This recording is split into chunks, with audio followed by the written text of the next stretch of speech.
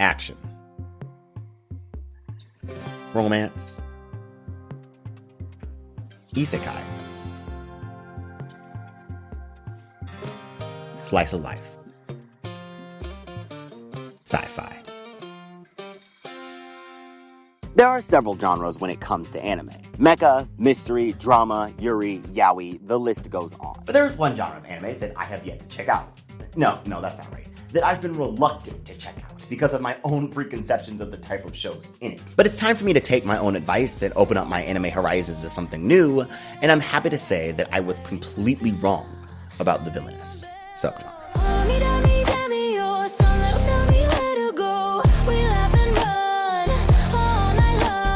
Well, actually, I can't speak on the genre as a whole, considering the fact that I've only seen one show from it, but I am enjoying said show. Today, I ask you one final thing. Follows the story of damn. They pissed me off, so I beat the living shit out of them. This is Lady Scarlet L. Minami, the daughter of the Duke and the fiancée of the second prince.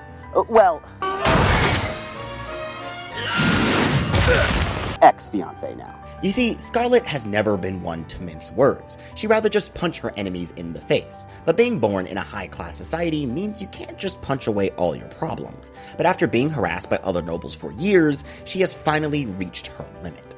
This on? Alright, play it. I'm about to whip somebody's ass. Oh, I'm about to whip somebody's ass. Oh, if you don't leave me alone, you're gonna have to send me home.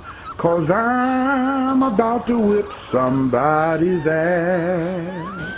As the time for talking is now over, and the only thing left to do is to beat them like they stole something. But that's the thing, the people she's beating up did steal something.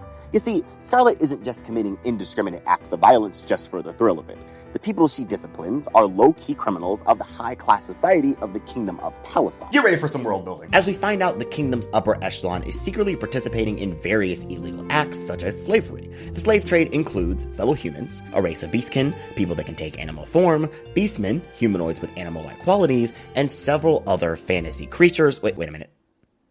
They're not selling elves, are they? Hashtag elf supremacy. Whoa, hey! Sorry. But Scarlet isn't acting alone, as her would-be brother-in-law, the first Prince Julius, seeks to clean up the streets of his kingdom before he takes the throne. Lucky for Scarlet, he finds her way of dealing with people absolutely entertaining, in more ways than one. A woman who can beat me up and a man who's cultured enough to see that she's obviously best girl. Yeah, I'm gonna need you to force-feed me more of this. In fact, anime industry, just keep giving me more of this trope. In fact, inject it into my veins. And don't forget about the power system in this world.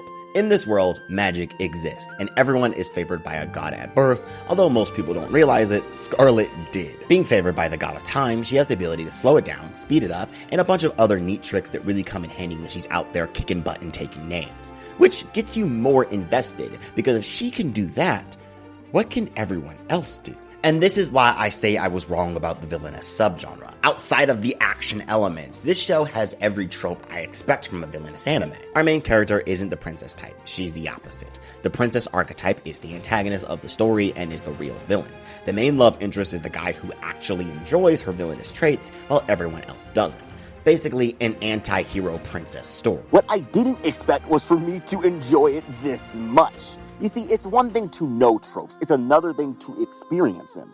This show has such a charm to it, especially if you're familiar with similar fantasy settings. And just when you think the entire concept and world of the show is enough, the actual story throws in so much lore and plot twists that get you even more invested, getting better with each episode. Am I becoming a villainous fan? Am I part of the team now? Calm down, RJ. You've only seen one show in the genre. Anyway, you know the exact type of high-class corrupt society Scarlet is up against. In any average fantasy story, these would be the people laughing and scheming behind the main villain, sending out people to harm our farm boy hero. But in this story, these people are our main cast, and they are shown to be more than just one-note stuck-up rich people. Take Scarlett's brother Leonardo, for example. He spends a lot of his screen time berating his sister for her violent actions, but that doesn't come from just a place of keeping up the family image, but him genuinely being worried about his sister's future. He's not just up against some common street thugs. She's up against nobles with a lot more power and influence, some of which have dealings with other countries. Yeah, see, if you haven't gotten it by now, the show is basically an action political drama with a dash of comedy and romance as well. Speaking of which, take a look at our main boy, the first Prince Julius, who clearly has a thing for MC. He's filling the role of the hot love interest as these two are all on board the enemies to lovers train. Again, tropey, but I'm so invested. Their rivalry of pushing each other to the limit is too interesting to look away from, whether that is who can score the highest in school or who can solve the troubling case plaguing the kingdom first. Both of them showing their talents in such a way that honestly, if they went head to head, you don't know who would win. We're watching the birth of literally one of the best tropes in fiction, that being the power couple. You don't know if you want them to kiss or fight, maybe both. The charm of their dynamic comes from Julius' understanding of Scarlett's character. Instead of trying to stop her like her brother does, he kind of eggs her on, promoting her violence and even excusing it, even if it's towards his own family. And this speaks to Julius' character as well. He's not just some dream boy, every girl's fantasy love interest, but a soon-to-be king who's a lot more fair than the rest of the nobles around him. He seeks to clean up his streets, he goes himself. He wants to get to know his people, he talks to them outside the castle. He sees his brother being an absolute piece of garbage to his fiancée, he rightfully lets her punch his lights out. He is constantly showing us, in all the characters around him, that he has more than what it takes to be the best king this country has ever seen. but the most interesting character in the show has to be our MC. And if you know me, you know I love a good MC. I eat that shit for breakfast. Especially if they're a silver hair character like Gintoki and Frieren. And we may have to add Scarlett to that list, because if I haven't made it clear by now, she does not play. Justice is best served cold. I think that's how the saying goes. And she's going to deliver every single time. But I've talked enough about her fighting, and while that aspect of her character is by far the most eye-catching thing, it's not the glue that holds it all together. See, believe it or not, Scarlett is very, very, very, very, very kind. I know that when most media, especially anime, present a kind character to their audience, they resemble someone like Kaoruko from Fragrant Flower, Toru from Fruits Basket, and even Mob from Mob Psycho when he's in his right mind. And while yes, those are examples of kind characters, kindness, like every other emotion, comes in different forms. And for Scarlett, that form is violence. She doesn't want to beat up the slave owners because she wants to keep up an image of her kingdom. She's doing it because she is genuinely repulsed by the idea of somebody, no matter what species they are, being owned like property. She wakes up to stop an assassin from killing her in her sleep, and instead of just beating them up and taking information, she frees them from a contract binding them to commit such acts in the first place. She defends a child who tricked her into buying a simple rock because some bandits told her they beat up the child in passing. She didn't even know they were the bandits she was looking for at the time. Her engagement to the second prince is dissolved, and the first thing she thinks about doing is spending more time with her friends. The reason why I love Scarlett's character so much is because she shows us that kindness isn't in just how you act, but what you actually do for the people you care about on a daily basis.